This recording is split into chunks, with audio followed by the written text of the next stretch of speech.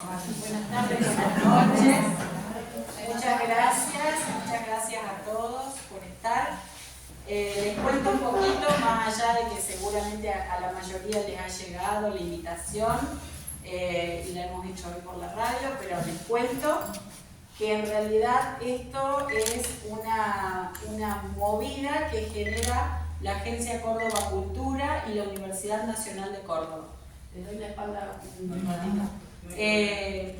Ellos lo han empezado el año pasado, fue una prueba piloto que hicieron para toda la provincia, que en determinado día y en determinada hora las bibliotecas estén abiertas en simultáneo como para generar una cultura literaria y en apoyo de lo que pueda ser la lectura. Y en realidad de la cultura en sí, porque es amplio, no tiene que ver solamente con lo que es lectura, sino en la cultura en toda su expresión. Por eso también acá contamos con Gaby y con Eddie, que nos van a acompañar y nos van a deleitar hoy en la noche. El año pasado dio buenos resultados, este año se volvió a hacer. El año pasado nosotros no nos pudimos sumar, estábamos en otra actividad, no recuerdo bien, no llegamos a tiempo, pero este año sí quisimos participar. Hay muchas bibliotecas que se han sumado, muchas bibliotecas en toda la provincia, que hoy a partir de las 6 de la tarde abrían sus puertas para poder hacerlo. Después seguramente subirán fotos también de todo, porque hubo que hacer un registro, hubo que mandar todo y también tuvimos que armar un proyecto en base a lo que queríamos hacer. Si bien era libre, la libertad que nos dieron teníamos que igual contarles a ellos lo que pensábamos hacer. Entonces tenemos una subcomisión aquí de la biblioteca que es relativamente nuevita. Nos hemos juntado y hemos deliberado un poquito y se decidió trabajar sobre este libro que se llama Historias Populares Cordobesas, que muchos de ellos lo conocen. Este libro fue editado en el año 2006 y como en la parte de lo que fue la creación en sí estuvo Jimena con Horacio Imola, por eso están convocados también ellos para que nos cuenten un poquito. Horacio está demorado, pero también dijo que se iba a llegar, que nos cuenten un poquito de la creación y después la idea es aprovechar, traer un poquito de lo que es la historia de nuestro pueblo, poder traerla al presente. Hay muchas personas, personajes, historias, hechos, sucesos que se dieron y que quedaron registrados acá.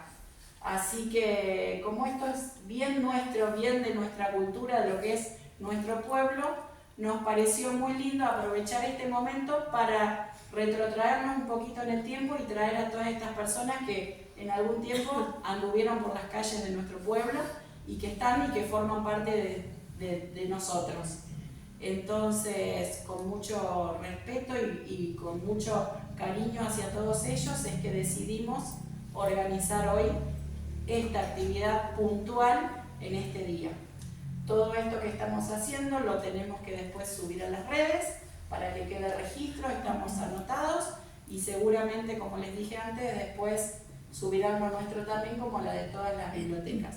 Pero nosotros de alguna forma quisimos estar presentes y apoyar lo que es a la Agencia Córdoba Cultura con esta iniciativa que nos pareció muy interesante.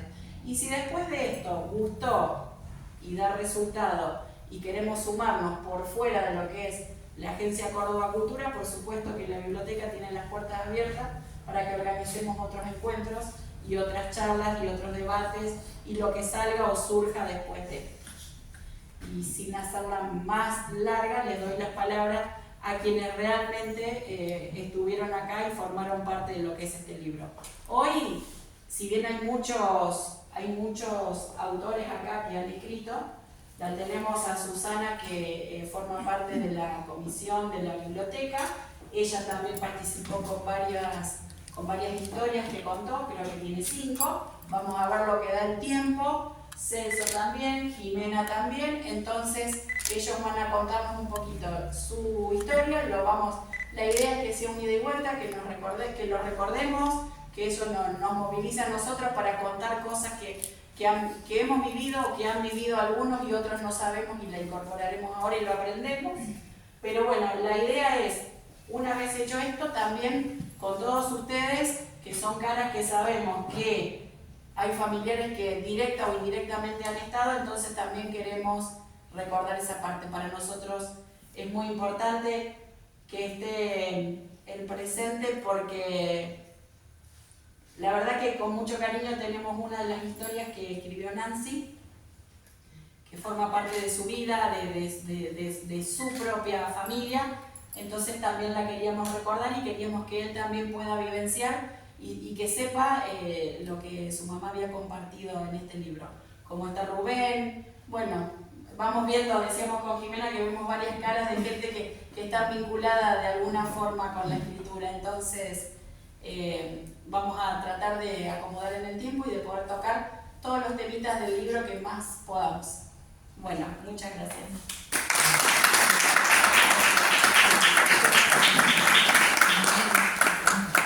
Bueno, buenas tardes a todos.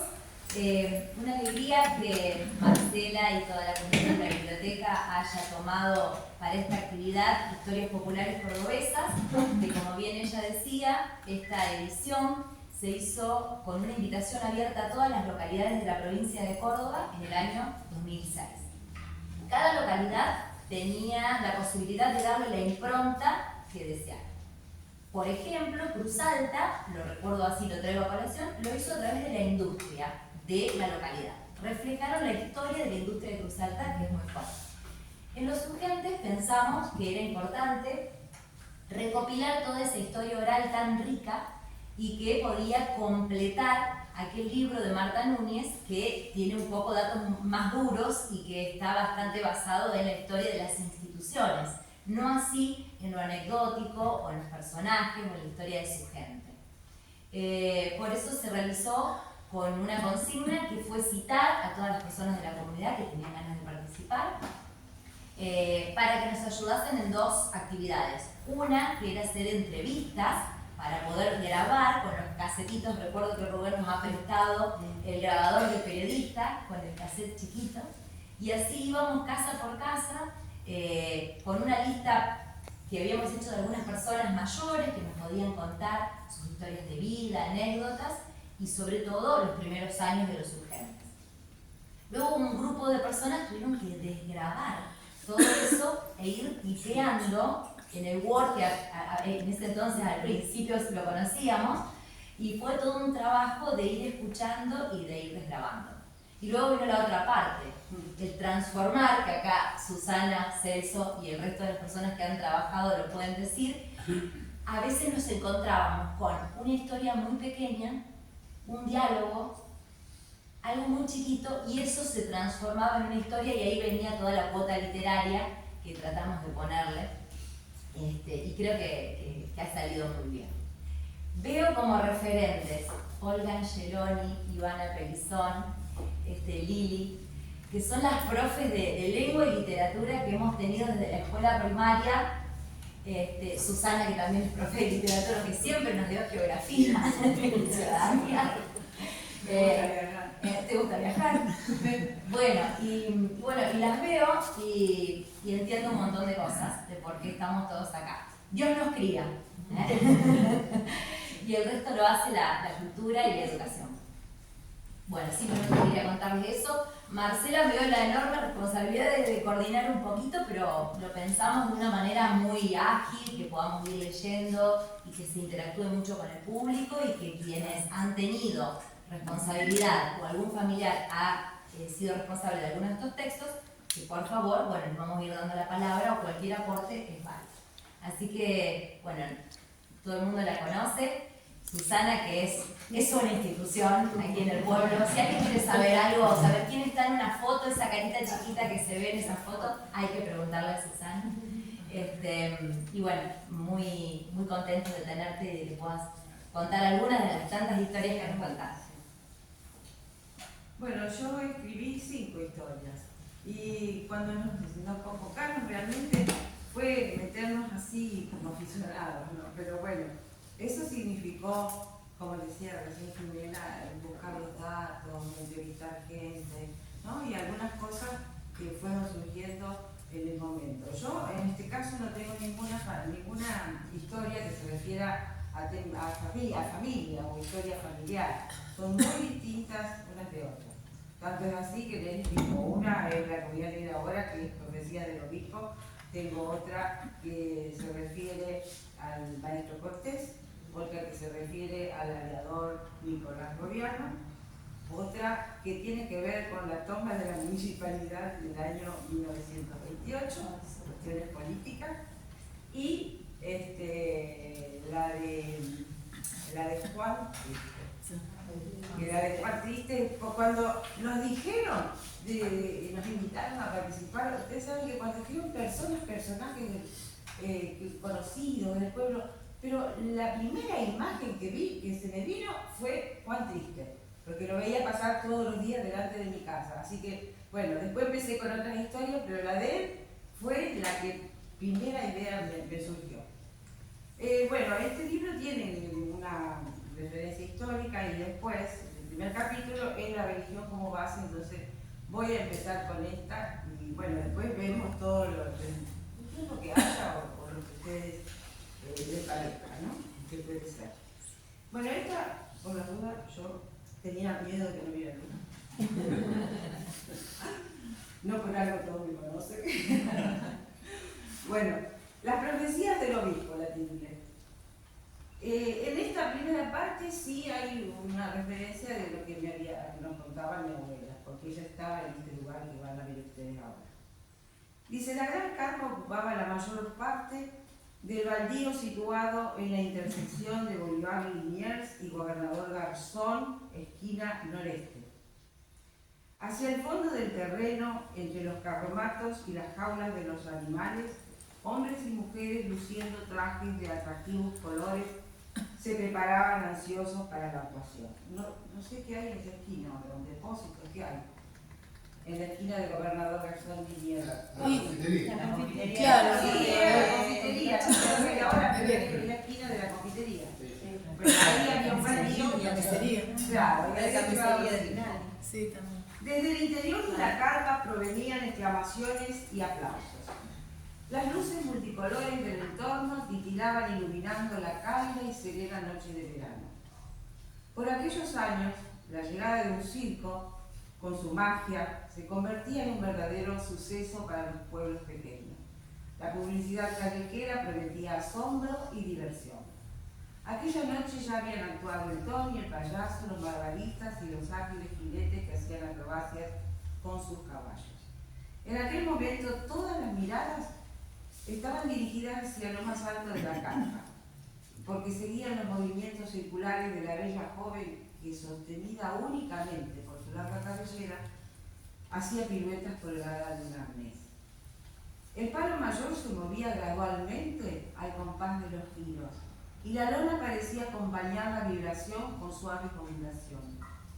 Pero de pronto, el movimiento se hizo más notable. Las luces parpadearon, y una súbita corriente de aire comenzó a deslizarse a ras del suelo. Un sonido grave, indefinido, parecía acercarse retumbante desde lejos, y en cuestión de instantes, casi imperceptiblemente, se fue agudizando hasta transformarse en un silbido estremecedor. La carpa empezó a temblar, debilitada por la acción del viento que arremetía, cada vez con mayor violencia, sobre las uniones y aberturas de la lona, y sobrevino la oscuridad. El rugido espantado de los animales se mezcló con gritos, llantos y llamados desesperados. Salir, escapar, correr, fue el único pensamiento, sin saber bien hacia dónde.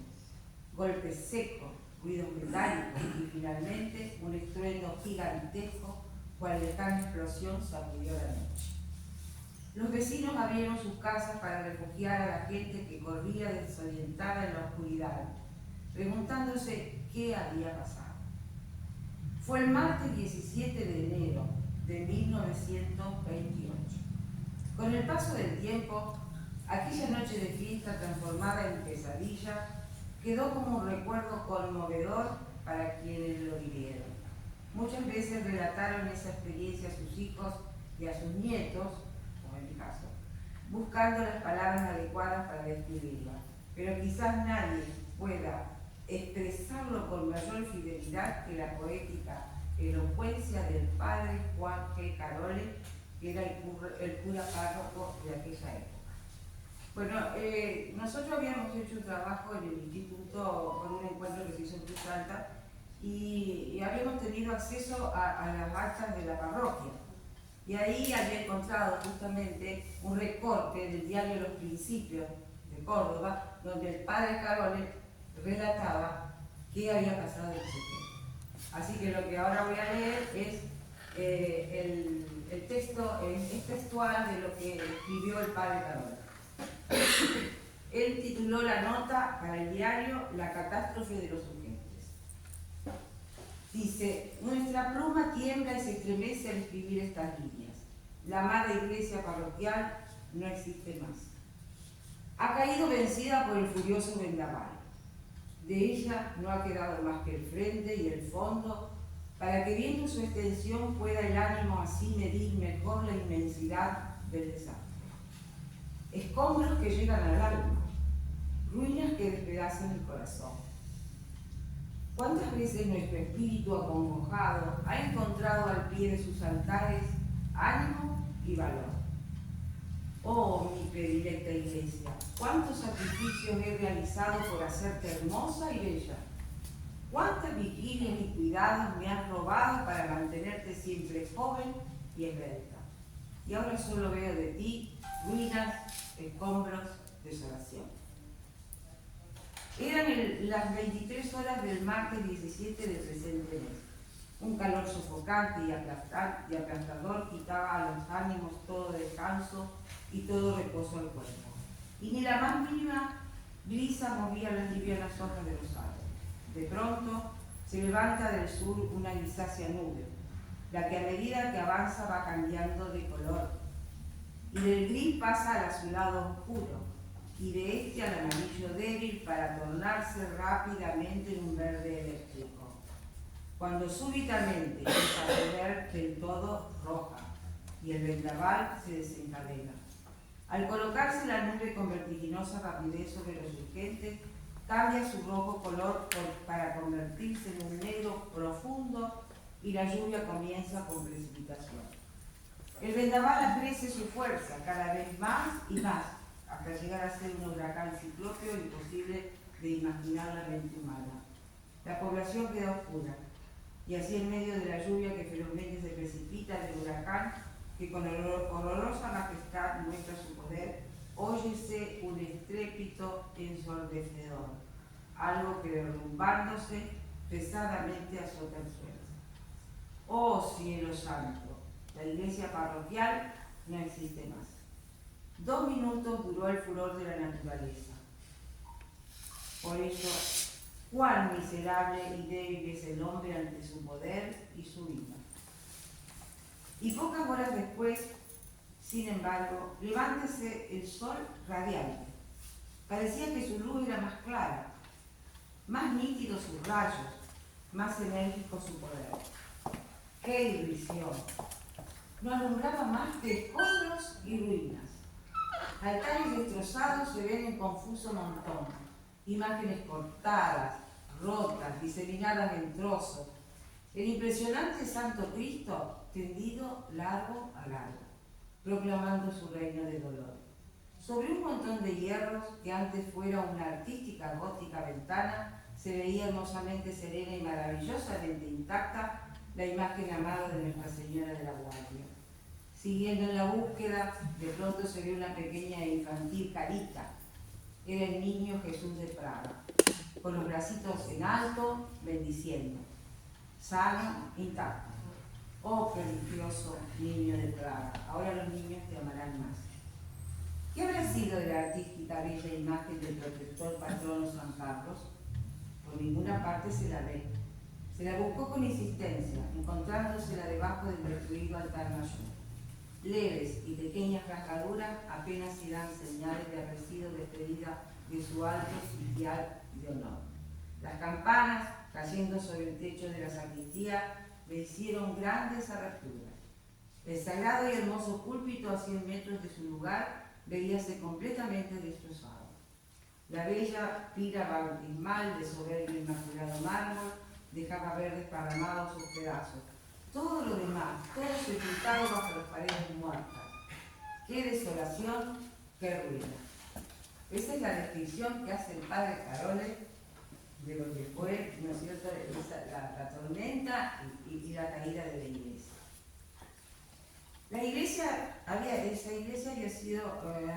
comenzado a edificarse en 1913. 2 años después de la fundación del pueblo, por iniciativa de don Carlos Chauvelán, quien donó el terreno, el altar mayor y la imagen de San Carlos Borromeo, elegido patrono por el mismo fundador. Se terminó de construir e inauguró en 1916. Durante 10 años siguió existiendo la capilla dependiente del curato de Cruz Alta hasta que en 1926 se convirtió en sede de la nueva parroquia creada por el Obispado de Córdoba. El padre Carole, en el libro de actas de la parroquia, recuerda que el 16 de junio de 1926, cuando Monseñor José Aluque viajó a los Urgentes para ponerlo a él en posesión de su cargo, después de visitar detenidamente la iglesia parroquial, le dijo: «Pobre señor cura, usted tiene iglesia para 2 años y no le digo nada lo que le costará hacer otra». Más adelante, también en la misma nota del diario Los Principios, dice, el padre dice: «Varias veces hice revisar el templo con varios constructores hasta que llegó un ingeniero de Rosario que después de examinarlo me dijo: «Padre, en cuanto se descuide, esto se viene abajo. Creo que no tiene arreglo. Para que dure un poco más, hágala revocar. Le va a costar 2.300 pesos». Recorrí el pueblo y Colonia, cosa bastante común acá, ¿no?, si lo saben los padres. Recorrí el pueblo y Colonia pidiendo limosna para eso, haciendo firmar unos talonarios con la ayuda ofrecida. Al terminarse los trabajos en diciembre de 1927, entregué a cuenta todo lo recolectado hasta entonces, o sea, la suma de 1.150 pesos.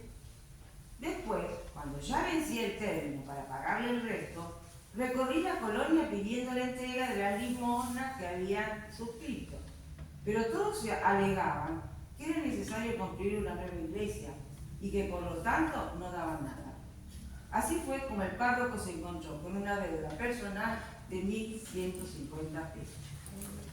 A pesar de las dificultades, el cura siguió adelante, revocó el frente, pintó. Bueno, las obras quedaron terminadas el 10 de diciembre de 1927. Pero en menos de un mes, en un momento, todo quedó destruido. Después de describir lo ocurrido con el templo, el padre Carole, en el mismo artículo del diario Los Principios, poniendo de manifiesto su fortaleza, exhortaba a los fieles diciendo: «Pero aún vive la esperanza, queda aún la buena fe de todos, la buena voluntad fuerte y enérgica de los fieles para iniciar la construcción de una nueva iglesia. La vista en Dios, la energía en la voluntad, el entusiasmo en el corazón y un nuevo templo, la hermosa iglesia coronarán el esfuerzo de todos los habitantes de los Urgentes. Sursum corda, es decir, arriba los corazones». Para poder seguir celebrando los oficios religiosos, se alquiló un salón ubicado en Rivadavia, Boulevard Liniers, esquina oeste, frente a la plaza. Comenzaba para el padre Carole un nuevo desafío. Este sacerdote, nacido en Perpignan, Francia, y radicado en Córdoba desde muy pequeño, es sin duda una personalidad que llena una importante página en la vida de nuestro pueblo y sintetiza los difíciles momentos que debió atravesar la iglesia en aquella época.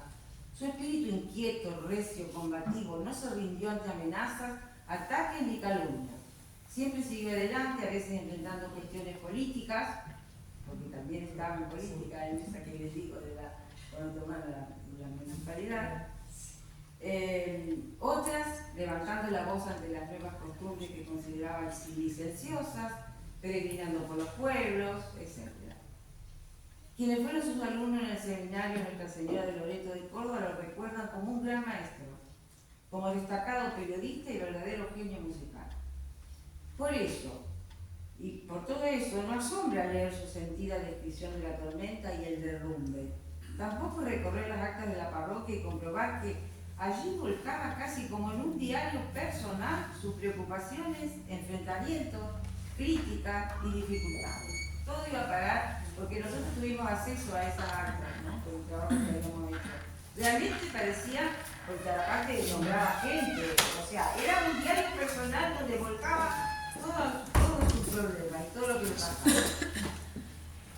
También tuvo que, por esas razones políticas, tuvo que lidiar con la municipalidad para que le devolvieran los planos del nuevo templo y denunció la promulgación de ordenanzas destinadas a dificultar la construcción. Una vez que desapareció ese obstáculo, bueno, siguió adelante, se llamó a licitación, pero volvía a haber problemas porque las diferencias con la comisión pro templo subsistían, ¿no? No solo porque la comisión demoraba en cuanto a elegir quién la construyera y lo que tenía que ver con la licitación, y porque la comisión quería un templo que tuviera 25 metros de largo por 8 de ancho, cosa que el párroco no admitió, haciéndose el llamado a licitación por un templo de 30 metros de largo y 10,50 de ancho. Es decir, el templo quedó construido. Las obras dieron comienzo el día martes 16 de junio de 1931, terminándose el 30 de octubre, es decir, 4 meses y medio después. Poco tiempo, ¿no? 4 meses y medio es poco tiempo. El párroco hizo apurar las obras con el objeto de que fuera bendecido el 4 de noviembre. Hizo un viaje a Córdoba para invitar al señor obispo diocesano, Monseñor Fermín Lafitte, e informarles de la tirantez de relaciones con la comisión.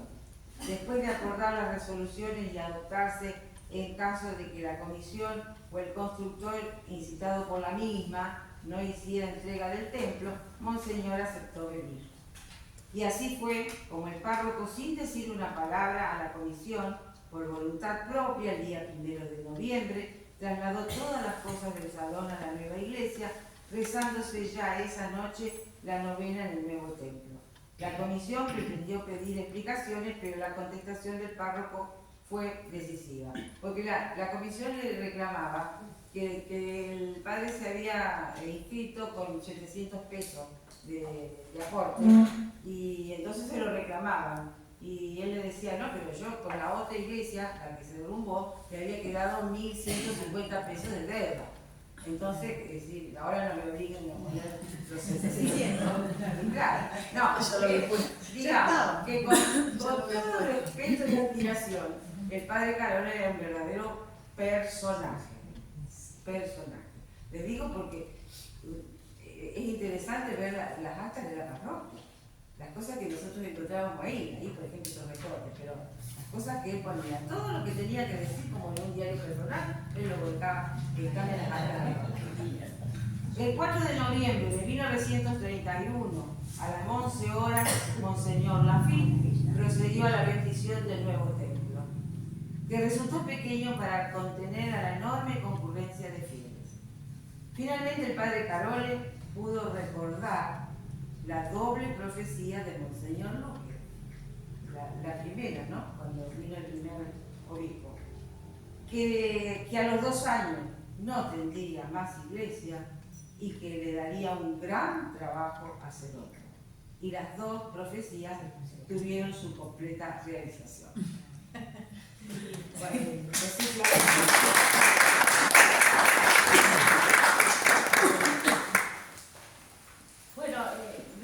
me gusta esto de intercambiar, ¿no? Si alguien tiene algo que decir, no sé, a lo mejor recuerdo o me han contado algo, ¿no? Porque, pero, Susana, sí.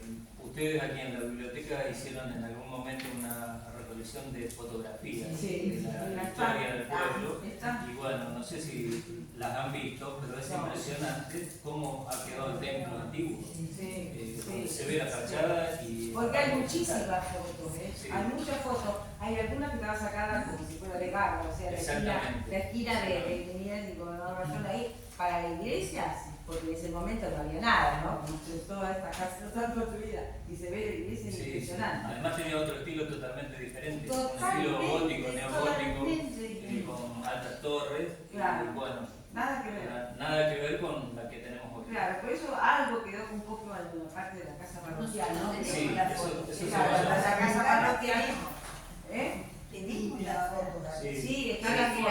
Si alguien le interesa, las fotos están acá. Hemos trabajado mucho con esos álbumes de fotos. Por la gente si no la conoce. Sí, así que el que le interese, la foto, hay un montón de fotos de esa ¿no? Perdón, los días que están abiertos el día, que no son muchos porque bueno, somos pocos los que venimos aquí, pueden venir y nosotros les decimos para que miren los álbumes.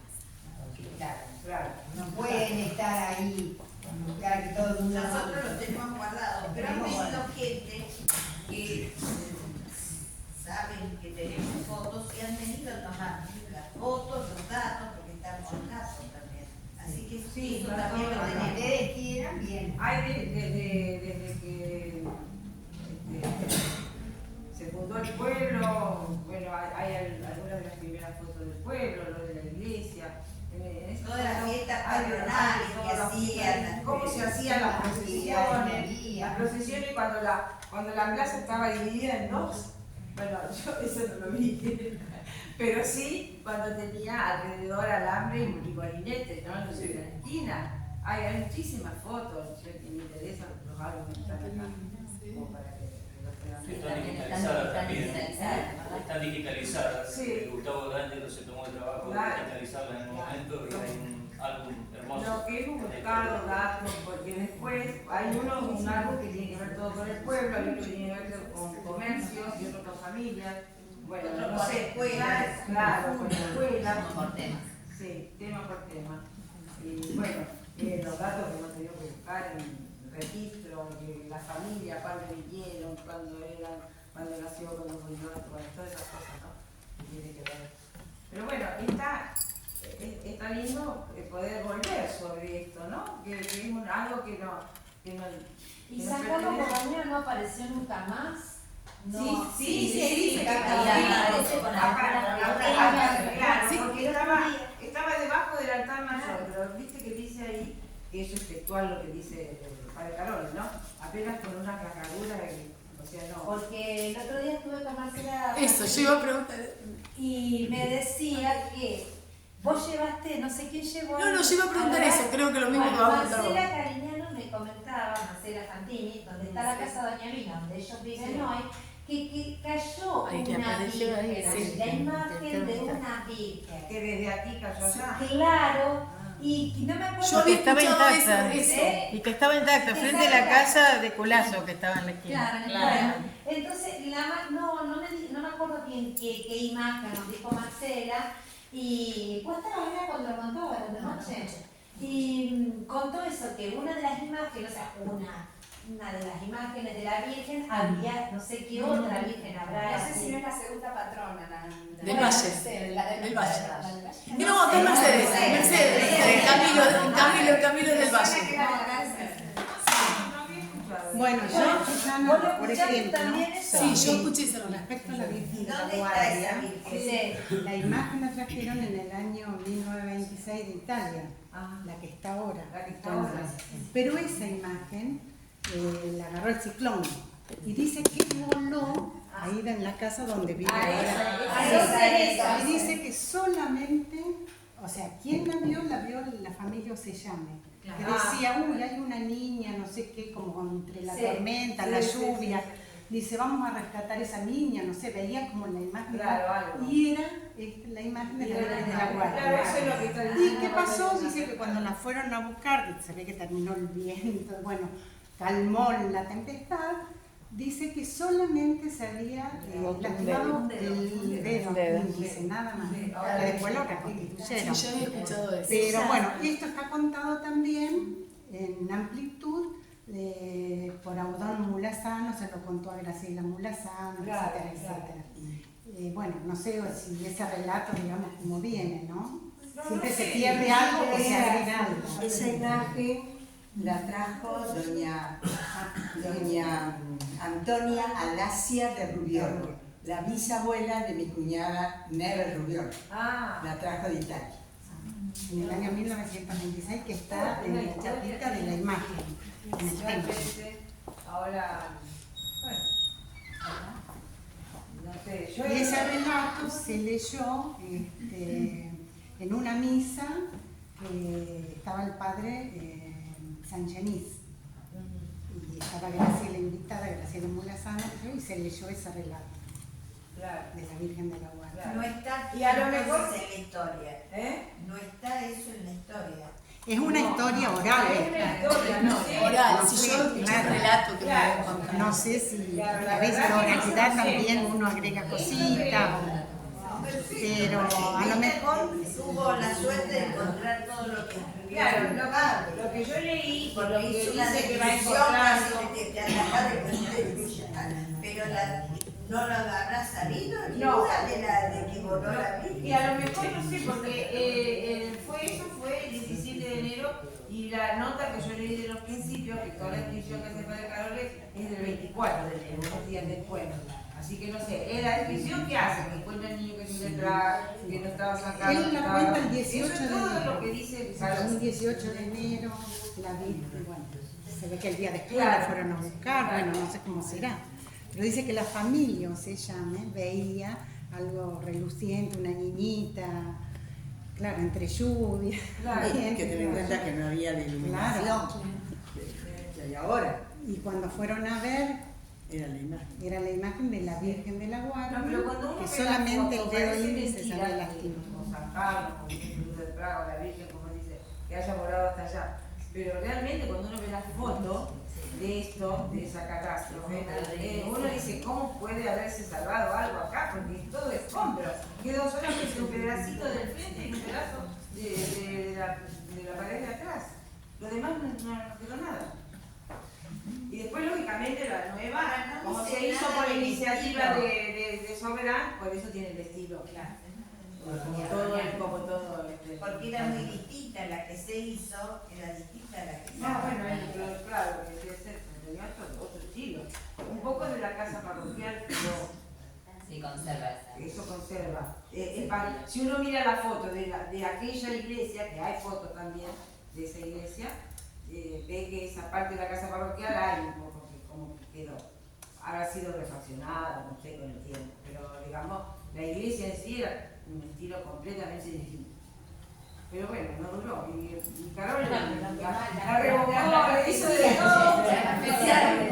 Pero para colmo, cuando la revocó y la pintó, y todo le duró 2 meses. No, pero en las peleas, si ustedes vieran lo que era la discusión de las peleas, en las actas parroquiales, de las peleas con la comisión de los templos, Estaban todos sentados. ¿Puedes repetir las dimensiones que le pedían? le pedían 20. Sí. No, 25, no, le pedían 25, no, 25 por 8 y el cura quiso 30 por 10, 50. 25 por 8. Siempre lo Abarcaba eso que había que discutir. Era larga hasta allá. Acá. En eso era muy. Así que bueno, pero trabajó mucho, ¿no? Para realmente, por eso yo le puse las profecías de lo mismo, porque cuando dijo esto le va a durar 2 años, y lo que le va a costar, y sí, las dos cosas se cumplieron. Es decir, realmente, porque la historia esa con la comisión fue larga, miren lo larga que es la historia de la lucha con la comisión, que le reclamaba ese dinero. Ah, pero yo con lo otro me quedé con deuda de cobrar. Y sí, se cobró. Bueno, entonces seguimos y hacemos un ping-pong con otras lecturas. Me tocó elegir una de las que habíamos realizado en aquel momento. Yo en ese entonces elegí el trabajo rural y la historia de las mujeres, un poco inspirada en mi abuela, y en su vecina, Dorita Cimarosti, de Cariñano, quienes ellas fueron amigas de jóvenes, apenas se casaron en campos vecinos, y después, cuando fueron mayores, vivieron vecinas aquí en el pueblo, que era todo un tema venir a vivir al pueblo. Entonces escribí algo basado en los relatos de ellas dos en una tarde en que entre mate y mate me contaron algunas cosas. La vida en el campo para los primeros chacareros implicaba el trabajo arduo de sol a sol. Labrar la tierra, sembrar y cosechar no eran las únicas tareas que debían realizar. Como dicen ellos, en el campo siempre hay algo para hacer, porque hasta en los días de lluvia se realizaban tareas en los galpones, ordenando estivas y elementos de trabajo. Desde niños se les enseñaban trabajos domésticos a las mujeres y otros más rudos a los varones. Pero ante la falta de mano de obra, la empresa familiar no hacía distinción de sexos a la hora de recoger la siembra, ordeñar, apilar bolsas, etc. Quisimos conocer la situación de la mujer por aquel entonces y es por eso que fuimos en la búsqueda de dos amigas de la infancia, Anita Menichelli y Dora Simara, ya bisabuelas, aún hoy vecinas. En ese entonces lamentablemente no están, por eso la importancia de recopilar la historia oral del Fulloes. Las que llegaron al pueblo de Grandes, ellas decían de Grandes y tenían 19 años. De Grandes. Ellas nos cuentan sus recuerdos de aquella, su vida en el campo. Anita dice: yo nací en el campo de los Fresia. Ellos eran los dueños del campo que alquilaba mi papá. Mi abuelo se llamaba Luis Menichelli y mi abuela se llamaba Ana Gagliardini. Cuando yo estaba por nacer, la señora, la partera, no sabía nada que mi mamá estaba embarazada otra vez. Mi hermano mayor era Edildo y bueno, quedó embarazada, trabajaba en el campo, juntaba maíz, bueno, todos esos trabajos. Y entonces le decía a mi abuela a mi mamá: Agustina, terminamos los trabajos, falta poquito. Después vamos a ir a ver a la partera para ver si te falta poco. La cosa es que llegó el momento en que tenía que ir de la partera y salieron en el sulky las dos a Arteaga a buscar a doña Catalina. Cerca del camino hacia Arteaga había una casa donde vivían muchos pavos, el campo de doña María Bacalini. Y entonces los perros asustaron a los caballos y el sulky se tumbó con parturienta y todo.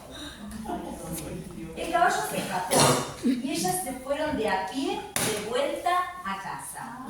Ya no fueron más a ver a la partera. A los pocos días, mi mamá se enfermó. Antes se decía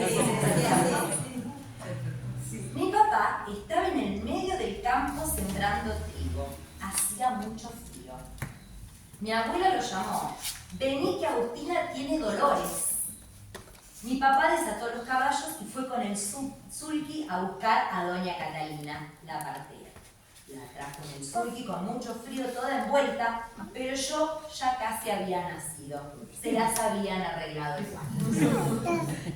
A pesar de que la localidad de Arteaga no se encontraba lejos, las parturientas de ese entonces preferían recién ir a ver a la partera cuando estaban por parir, no antes, si es que se sentían bien de salud. La figura de las comadronas o parteras era muy importante, puesto que ellas, que en las primerizas, depositaban toda su confianza para que se las asistiera y les ayudara a traer al mundo a sus hijos. Ellas hacían las veces de médicos, que en ese entonces no abundaban. Sus conocimientos eran mínimos, pero generalmente poseían mucha experiencia. El lenguaje popular definía enfermarse al proceso de iniciación del trabajo de parto, mientras que comprar significaba haber parido ya a la criatura. Estos términos se siguen utilizando en la jerga popular.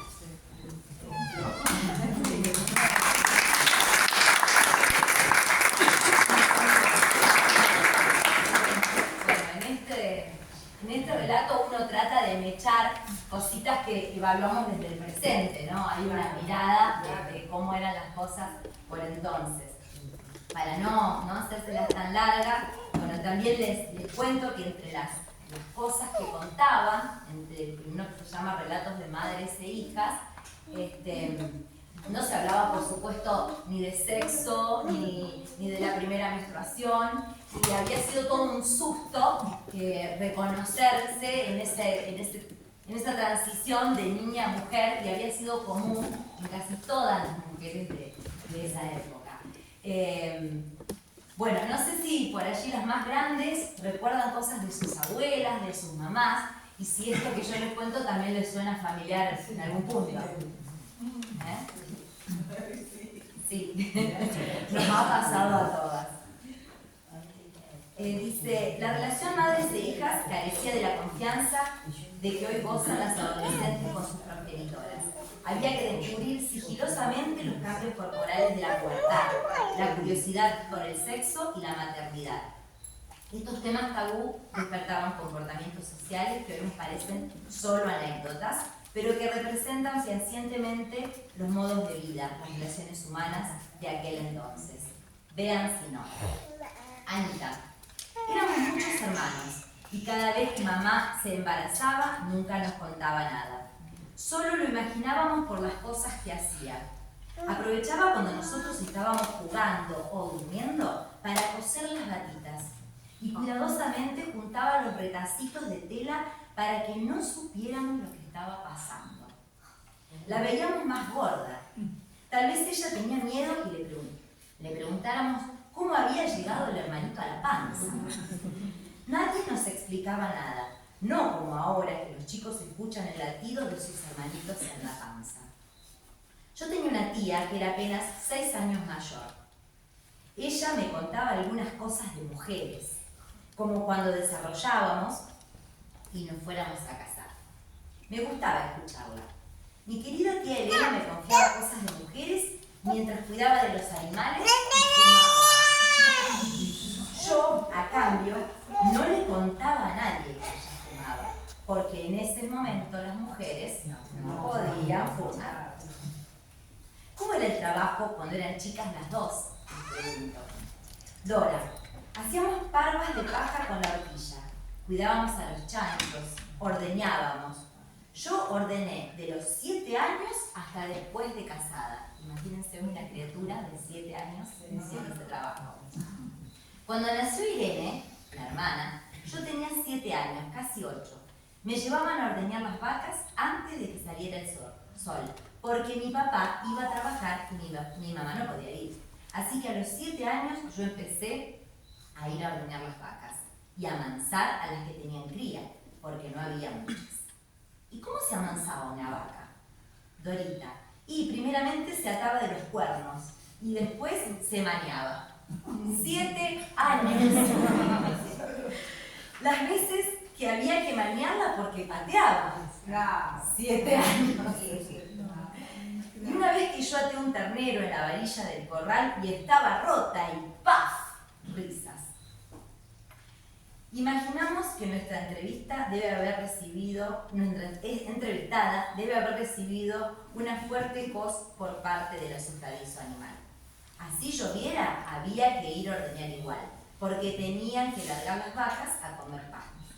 Claro, porque las encerraban a la noche y a la mañana las largaban. Si no, después se empachaba el ternero. Las veo reír y matear con mucho entusiasmo, me parece verlas. Conversan de manera amena y cordial, recuerdan cosas, mucho de lo que dicen lo tienen en común. El trabajo de años, el esfuerzo, la lucha, la falta de comodidades, pero también el espacio para la diversión.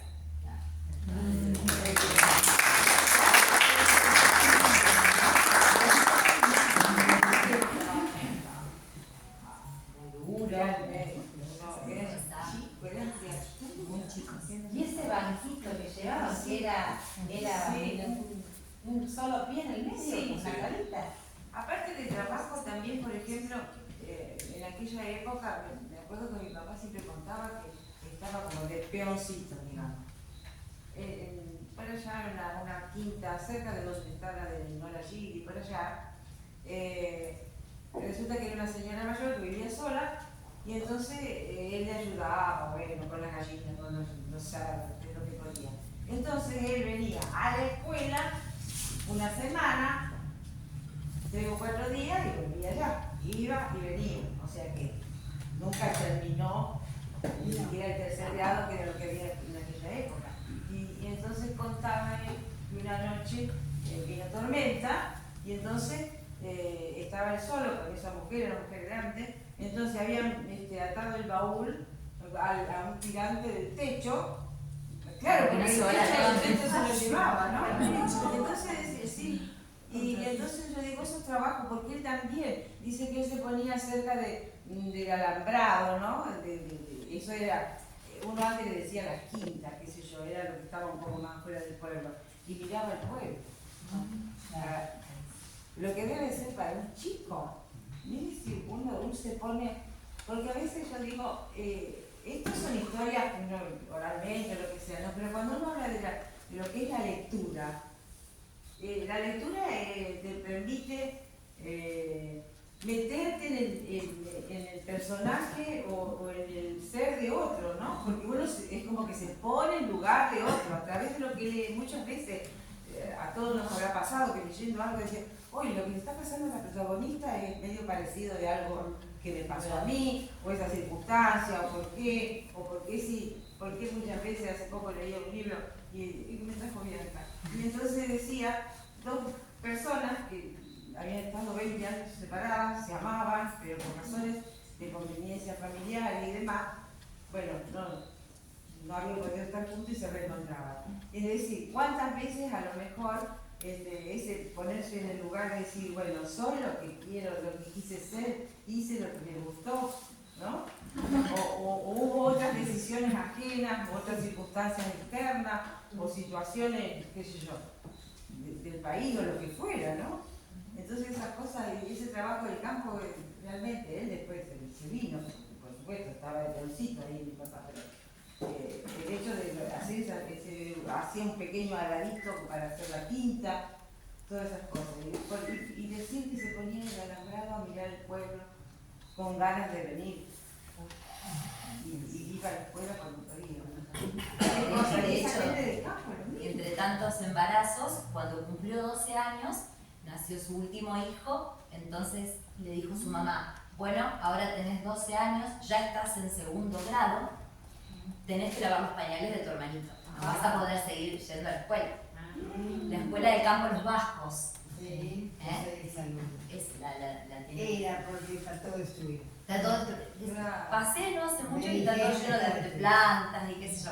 Así que bueno, dejar algo que le encantaba ir a la escuela, que con 12 años para hoy están las edades desfasadas, que estaban mucho más grandes.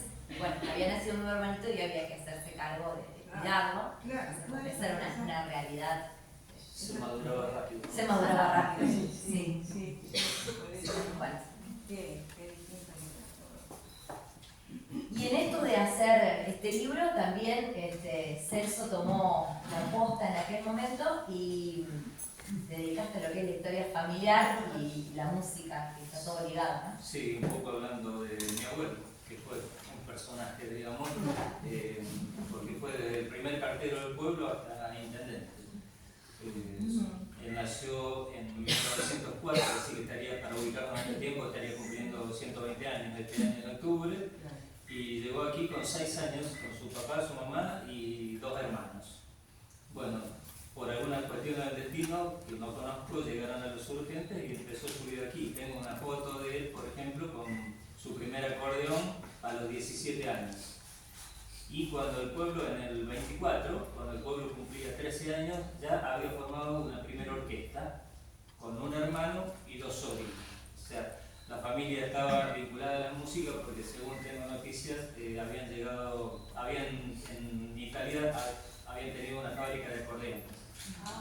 Entonces, bueno, pero no llegó nada, esa plata no llegó nada. Llegaron como ¿Y todos. los 6 años de Italia, Celso? Él tenía 6 años. O sea, llegó nació en en Italia. 1910 acá. Martino Tejeno va con un barco, por internet uno puede googlear el nombre del barco, en el momento que llegaron y todo. Así que ahí fui descubriendo la historia y después llegaron otros del tramo, pero también vinculados a la música. Su hermano más cercano se instaló en Almafuerte, hizo prácticamente lo mismo que él hizo acá, formar orquesta, tener alumnos de música, bueno. cuando me invitaron a participar sentí un poco la obligación de dejar, no es muy fuerte la escritura, pero de dejar un texto con su accionar, ¿no? Les voy a leer algunos parrafitos para no aburrirlo demasiado. Recuerdo una de las últimas veces en que se colgó un acordeón. Lo tocaba con sus manos ya defectuosas, porque el acordeón se toca con 5 dedos de cada mano, y él ya tenía estado con una artrosis y no la podía mover, pero seguía tocando el acordeón con 3. Así que bueno, es toda una habilidad. Nada había cambiado en su corazón, que era el lugar de donde brotaban esas notas. Nada hacía menos bellos esos sonidos. A pesar de sus 70 y pico años, la magia estaba allí. Lo que más me ha llamado la atención es que aprendió a digitar el teclado de un bandoneón, cuando aparecieron los bandoneones, sobre un recorte diario. El bandoneón se publicitaba en los diarios, entonces apareció en una hoja grande, el teclado dibujado con las notas. El bandoneón es uno de los instrumentos difíciles de tocar, de ejecutar, porque hay que hacerlo con ambas manos, con todos los dedos. Cuando se abre tiene un sonido, cuando se cierra tiene otro. Entonces, bueno, él aprendió a digitar sobre el diario hasta que pudo comprarse uno. Obvio que está dotado de un don. Sí.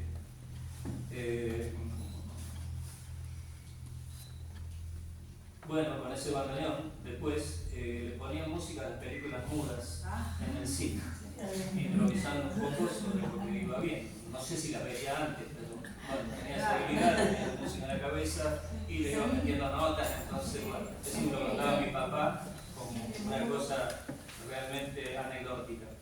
Y otra también, por ejemplo, es un conflicto que tuvo con Saraí, la Sociedad Argentina de Autores y Compositores. Fue denunciado, no sé por qué motivo, me decían que por celos, porque la orquesta de ellos, digamos, ocupaban todos los bailes de la zona, porque era muy popular y le gustaba a la gente, y no les permitieron tocar temas que no fueran de su autoría. Entonces amenizaba todo un baile con todos temas propios. Tenía escrito un montón, en casa hay algunas partituras todavía, inclusive para la banda escribió, que yo recuerde, 3 temas: un paso doble que se llama El Surgentino, una marcha que se llama Paso Militar, que ya no la ejecutamos pero está en el repertorio, y el otro tema es Alma Fuerte, otra marcha militar dedicada a ese pueblo que él quería tanto porque tenía su otra parte de la familia. Fuimos varias veces a tocar Alma Fuerte por vínculos familiares, y en 2 oportunidades llevamos todas las partituras de cada instrumento de la banda fotocopiadas para dejársela a la municipalidad como, digamos, un presente de alguien que rendía tributo a esa ciudad que él sentía como hermano. Y bueno, tuve la suerte de ser el nieto más grande y compartir con él muchísimas cosas, la pesca inclusive, y la música obviamente. Él me regaló mi primer trompeta, por ejemplo. Y cuando fue intendente justamente juntó a un grupo de gente para poder formar una banda municipal. Él ya había tenido bandas en su juventud, había formado varias, inclusive la Surgentina. Exactamente. Y hay algunas de las orquestas donde también sí, mi papá era violinista cuando estaban las hermanas Bolívar. Exactamente. Las orquestas se basaron. Hay una foto hermosa, está linda y vos sabés que se mantiene a pesar del tiempo. Sí. Nítida. Muy nítida. Nítida, Sí, es buena, una foto buena preciosa. calidad. Sí, que está toda la orquesta y eran los 3 violines, las 2 hermanas y mi papá. Sí. 3 violines. Exacto. Hija de una hermana de ella, o sea, Claro. la familia estaba siempre presente con la música. Él me contaba que cuando salían para tocar en el vecino, a veces les llevaba varios días, porque se iban en tren. Y han llegado en tren hasta Ticino. Imaginen ustedes, en los años 30, 40, llegando en tren. Sí, hasta Ticino. Están en la foto con el auto del gobernador de aquel momento. Pero en cada estación donde subía y bajaba la gente era una fiesta, porque ellos aprovechaban, ensayaban y tocaban unos temitas ahí, entonces amenizaban un poco la espera del tren.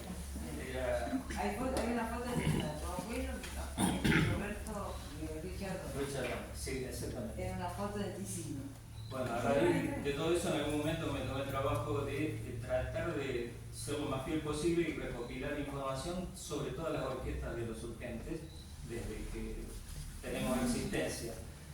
Lo hice, está aquí en el libro, está más o menos con los años, y consulté, por supuesto, a gente más grande que yo, a Chiche Futeschi, a Norberto Gallardi, a Hugo Pese, a Cacho Di Giulio,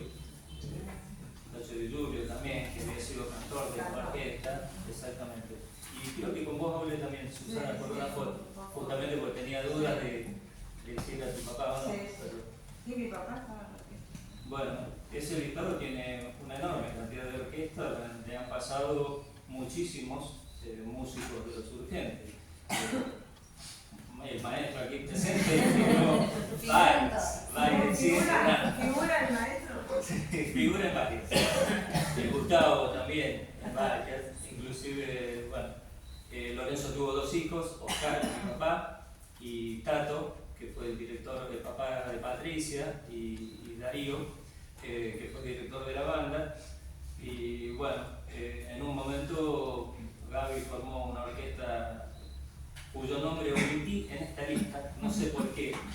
En la lista era uno de los últimos conjuntos que se había formado y fue llamado Los Petachos, en homenaje a mi papá que tenía ese años. Gaby, recordame quiénes eran. Fernandito de Isaías, que está ahora en Brasil, el hijo de Aldito y Gaby. Claro. David Minela, que está en Rosario, el hijo de David.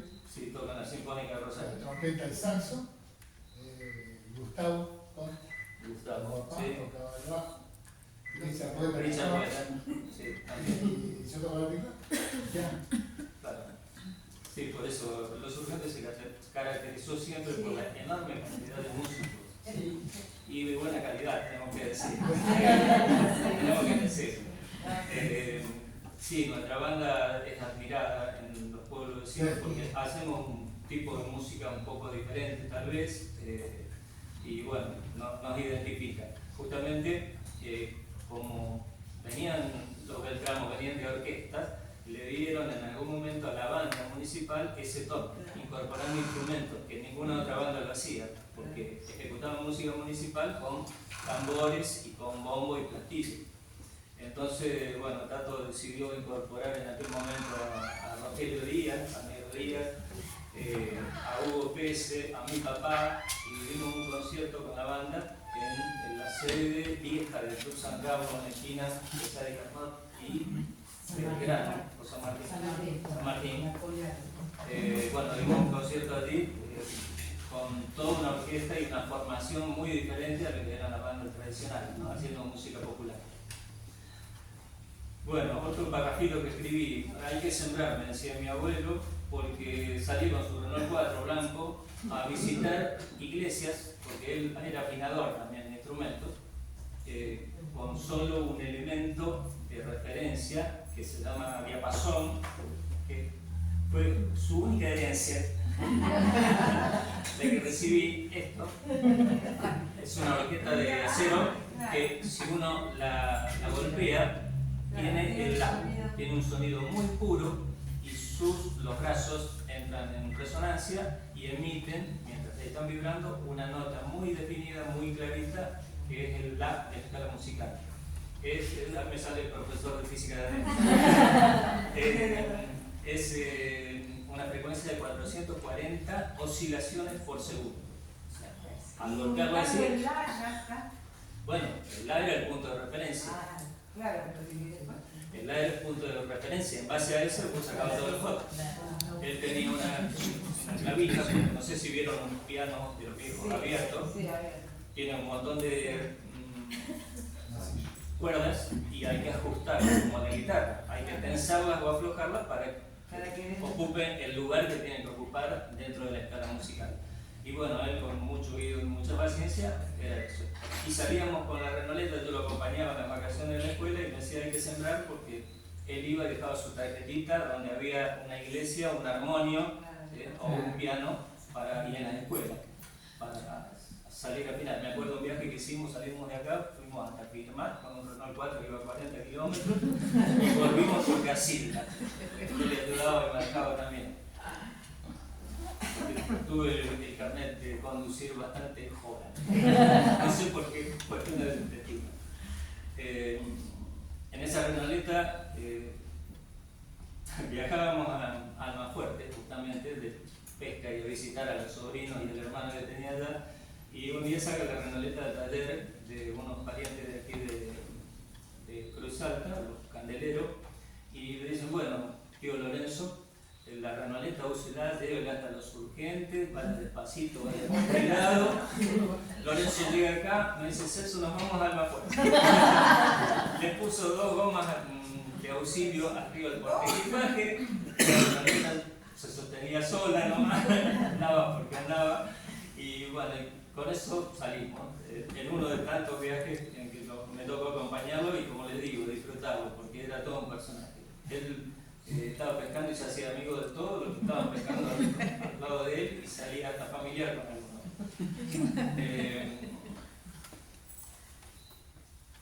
Desahuciada por los mecánicos y remendada por él con chapa y pintura, porque cuando se le caía el cascarón le ponía más sillas, le estaba usando mate sintético y salía. Y en un momento se quedaba sin freno y la frenaba arrimando la ruedita de cordón.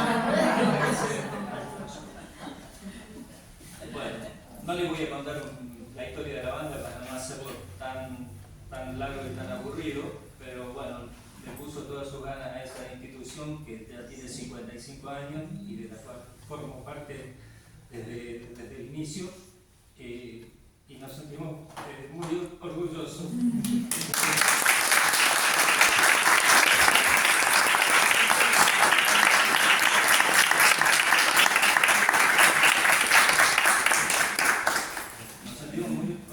De mantener su legado, ¿no? En un momento hubo en los urgentes algo así como 7 orquestas a la vez. 7 orquestas, ustedes piensen la cantidad de músicos, 3, 4, 5, 6 músicos cada orquesta. Es un pueblo que siempre fue amante de la música. Bueno, y la banda siempre fue muy reconocida. Yo me acuerdo de Rubén, mi primo, que era chiquito, no sé qué edad tendría. 13 años. Más chiquito de Rubén, Mar del Plata, traer premios como una banda así. Hice una recolección de fotos de orquesta en un álbum donde aparecen muchísima cantidad. Rubén aparece en varias formaciones y también formó parte de la banda, ¿no? Que se da, o sea que de todos los tiempos una banda reconocida. Sí, exacto. Generaciones enteras pasando por la banda, ¿no? Porque hoy lo tenemos a Pablito, por ejemplo, tocando el saxo. Bueno, no sé. Bueno, les quiero contar que está Horacio Imola, que ha llegado recién, bienvenido.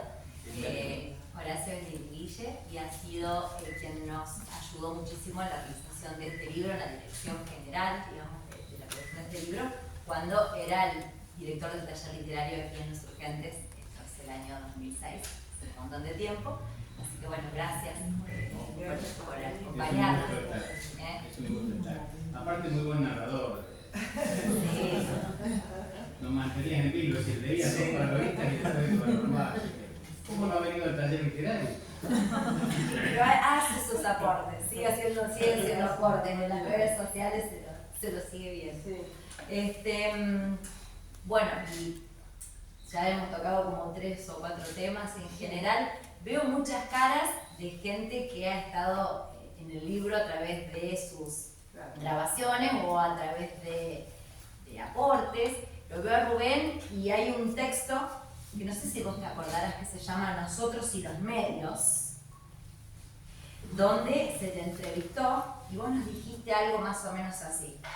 Nos cuenta Rubén: los domingos a la tardecita en la casa de los Vasconcelos, Moreno entre Garzón y Saspeña, habíamos hecho un programa a través de la publicidad de Vasconcelos. Teníamos dentro de su casa, en el lavaderito, una villecita y con un micrófono de pie hacíamos un programa que se llamaba Música y Deportes, junto a Beto Fava. Lo llevamos como una innovación para hacer un reportaje a Panchito López. ¿Te acordás, Rubén? Sí. ¿Quieres contarnos la anécdota? Claro, Vasconcelos, 8 Vasconcelos, y los señores tenían Cele Publicidad, agencia publicitaria. Exactamente. Si me equivoco, me corrijo. No. Y bueno, ahí dentro de un lavaderito que había frente a lo que era la casa, en un pasillito, con un micrófono de pie, los domingos a la tardecita, esperábamos que terminaran los partidos de fútbol de la región, el deporte que había dentro del pueblo. En una oportunidad había un torneo de casino en el Club San Carlos, cuando la sede todavía estaba allá en la esquina de salida San Martín y San Carlos, ¿cierto? Bueno, teníamos uno destacado allá que nos iba pasando los resultados para ir dándolos, y bueno, como innovación fue uno de los primeros entrevistados, Panchito López, de la familia López de aquí, ¿no es cierto?, hijo de doña Gregoria. Así que bueno, lo llevamos para hacer una nota porque después de un partido lo entrevistamos a él y bueno, salía con música y deporte, o sea, dábamos toda la información de lo que era a través de los parlantes del pueblo. No había radio, no había nada, por supuesto, en ese momento. Así que fue un poco... Y en la parte gráfica también tuviste una incursión. En la parte gráfica tuvimos un año, el periódico de Nuestra Opinión, que duró un año, en el año 69 y 70, donde nos conformábamos con don José Leonardo Brown, profesor de inglés del instituto. Él era un poco así el director, digamos, y estaba, bueno, yo integraba el grupo y mi cuñado, Scotty también. Y también, bueno, llegábamos a Cruz Alta, teníamos un corresponsal en Cruz Alta, Camilo Lago y en Triguille, y aquí en Los Urgentes. Salíamos una vez por semana. Las primeras ediciones, digamos así, las hacía yo a máquina de escribir en un stencil. La gente más joven lo puede usar con un stencil. Y después, bueno, se imprimía, ¿no es cierto?, a través del mimeógrafo, ¿no es cierto?, así se llama. Bueno, después esos fueron los primeros números. Después ya estaba la imprenta Mossotti, entonces lo hacíamos editar ahí. Pero bueno, fue imposible porque la idea en realidad, que es lo que yo comento ahí en esa nota, era que la idea era comprar una imprenta, por lo menos una impresora, una Minerva, que era lo más económico que había en ese momento. Era lo más económico, pero era acá, era costoso. Sí, claro, exactamente. Entonces, bueno, por una cuestión económica no se pudo lograr eso y, bueno, lamentablemente el diario duró entero un año justo. Tengo desde el primer número hasta el último guardado, por supuesto. Inclusive, en una oportunidad como anécdota, la gente de Cruz Alta escribieron la historia del Club Newberton. Y un día me llama un muchacho, me dice, tengo entendido que usted tiene un diario, tenía un diario así, que esto y el otro, ¿usted tendrá algún ejemplar guardado? ¿Salían noticias de Cruz Alta? Sí, salían. Digo, los tengo todos, del primero al último. Dice, usted me lo facilitaría para que yo pueda sacar información de Cruz Alta para agregar a esa historia del club, ¿no es cierto? Le dije, yo te lo facilito, no hay ningún problema. Lo único que está claro que esos ejemplares de mi casa no salen. Si vos lo querés, venir un día, me decís a qué hora, yo te los pongo sobre la mesa y vos trabajás todo lo que quieras con los diarios. Y así hizo, un sábado a la mañana vino con el celular ya y revisaba los diarios, donde había información usante, le sacaba una foto y bueno, eso por lo menos figura en el libro de la historia que el periódico Nuestra Opinión aporta anécdotas. Conservo un ejemplar que es de diciembre del 69, donde aparecemos todos los músicos que iniciamos la banda. Y sí. Con la primera actuación que fue en la Sociedad Italiana junto a la Sinfónica Provincial. Tocamos una sola marcha porque habíamos arrancado en marzo. Espíritu militar no se llamaba. Espíritu militar se llamaba. Una sola habíamos aprendido para ese entonces. Y aparecimos en el diario Nuestra Opinión de los Urgentes. El hombre había llegado a la luna y nosotros no podíamos comprar. Cosas que suceden. Marce, ¿querés que hagamos un cortecito? Un cortecito, pero musical? sí, así aprovechamos y los escuchamos a Gaby y a Eddie, que tienen mucho para mostrarnos y que, como dijimos antes, también es cultura y también nos convoca esa parte. Así que, Gaby, bueno, todo tuyo. ¿Qué tal? Buenas tardes. Es lindo escuchar toda esta vivencia. Aparte porque conocemos la gente que lo hace más atractivo por eso. Bueno, nosotros en principio lo que vamos a hacer es mostrar algunas cosas nuevas